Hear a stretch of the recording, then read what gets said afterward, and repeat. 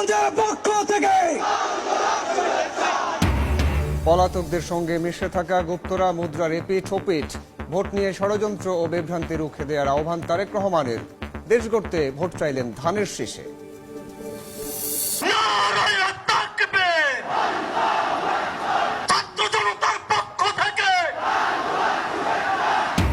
দুর্নীতি চাঁদাবাজি ছাড়লে দেশ গড়তে পরাজিতদেরও সঙ্গে নেবে 11 দল। ক্ষমতায় গেলে জনপ্রতিনিধিদের জবাবদিহি নিশ্চিতের ঘোষণা জামায়াত আমিরের।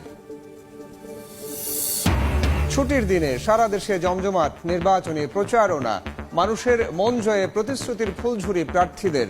পরিকল্পনার বাস্তবায়ন চান ভোটার।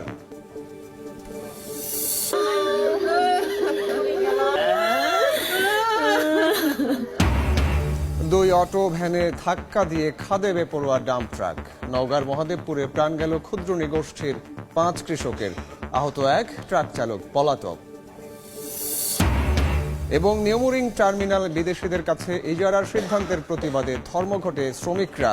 বহির্নোঙরেও পণ্য খালাস বন্ধের হুঁশিয়ারি, বিশৃঙ্খলা হলে ব্যবস্থার ঘোষণা কর্তৃপক্ষের।